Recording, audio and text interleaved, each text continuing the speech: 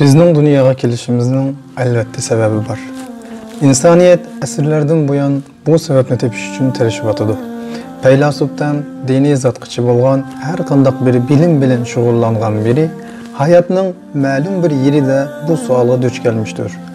Biz musulmonlar bo'lsa hayotga bo'lgan ko'z qarshimizda oxiratning ko'rsatkich ekanligini bilamiz. Biz bir narsani unutib qolmasligimiz kerakki, cennetga kirishimiz uchun faqat iki yo'l var. Biri iman ve amel, ikincisi Allah'ın rahmeti.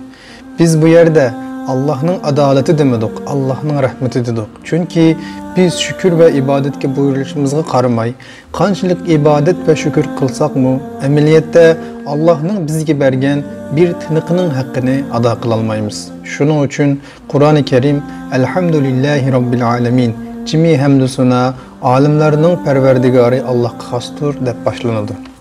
Başqacha aytganda bu ifadenin yeni bir manası Allah maqtashga loyiq bo'lgan bütün sifatlar bilan maqtalgandır. Maqtashga loyiq bo'lgan bütün hamd sanolarga loyiqdir demektir.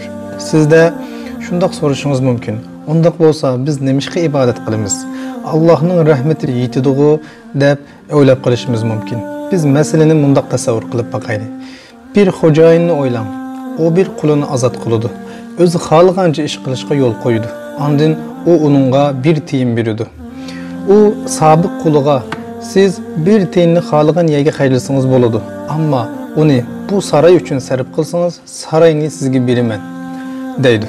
Tasavvur qilib bakın. Xo'jayin özünün qulini azod qildi. Onunğa yo'l berdi ve onundan büyük sarayni özüdün yo'q deyarlik az pulga setib olishni talab qildi. Shundaq bu yerde xo'jayinning nahayt ekan qo'rsoq ekanligi namoyon bo'ldi. Ammo u qul bir tiyin bermay u sarayni ololmaydi. Bu nahayt oddiy bir mesele. Dunyodan ilgili biz nima tartibda bo'layli? Biz qudret ve şan şöhret sahibi Allah'ın iradesida edik. Xuddi farishtalarning iradesiz bir şekilde Allah'ın emrida bo'lganiga o'xshash. Allah bizni dunyoga avatdi. O özümüzge xalqancha harakat qilish iqtidori berdi. O öz irademiz bilen özge yüzleniş fırsatı verdi. O hayatımızı hiçbir zaman nimetsiz koymadı. İnsan kuldur. Barlık nimetler o bir tiyindir. O saray cennettir. O xo'jayin Allah Teala'dır. En galiti bolğanı cennet Allah'ın. Barlık nimetler Allah'ın. Bütün insaniyet Allah'ın boluşuğa qaramay, eğer bu nimetler mening razılığımga uygun sarf kılsam, men sana cennetni ata qilaman dedi. Qısqası Allah'ın rahmetini tepish uchun cennetga berishning hojati yo'q. Eğer biz bu noktadan dunyoga nazar saldigan bo'lsak, gerçi biz onunğa loyiq bo'lmasakmı, Allah'ın bizga qanchalik mehribon ekanligini ko'rib olaymiz. Ve bizning psixologiyamiz yaxshilanadi. Hayotga bo'lgan ko'z qarashimiz yaxshilanadi. Turmushimiz yaxshilanadi. Unutmasligimiz lazım ki bularning hammasi ashu bir tiyin pulni qayerga sarf qilishimizga bog'liq. Xuddi bir tiyin o sarayni setib olish uchun ishlaydigan ve boshqa hech qanday yaxshilik qilmaganga o'xshash, dunyoning bu ne'matlarining har birisi faqat jannatga berish uchun ishlaydi. Ammo bizde bu xil qarash bo'lmasa, bizde bu e'tiqod bo'lmasa, biz bu oyatda tilga ilingan kofirlarni do'rashga boshlaymiz. Kafirlar dinlerini mesxire ve oyunçuk qilib oldi.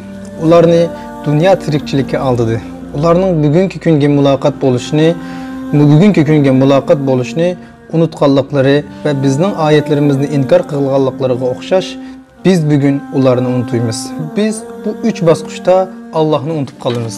Birincisi tilimizni kontrol qilolmaslik ve Allah'ni eslashning yeriga qalaymagan behuda gap qilish. İkincisi vaktimizni behuda ishlarga sarf qilish, ya'ni vaqtni behuda ishlarga sarf qilib Allah'ni eslashni unutish. Üçüncüsü dünya hayotiga berilib ketish. Azan o'qilyapsa tijorat qilish. Allah'ning emirlerini qo'yib dünya ritmiga ergishish orqali Allah'ni unutib ketish. Yaxshi qarang. Ularni dünya hayotida aldırdı. Ular Allah'ni unutdi. Allah'mi ularni unutdi. Ve halaniki Allah Azze ve Celle deydi ki fefirru ilallah. Ey Muhammed Aleyhisselam aytqin ki ular Allah tarafga qaçsınlar. Allah tarafga yaqinlashsinlar. Ayetni qalbimizga, aqlimizga naqsh qilib Allah'a yaqinlashimiz kerakdi. Ve şu arzimas bir tiyinimizni cennet üçün sarf qilgudek e'tiqodimiz bo'lmasa, voy holimizga.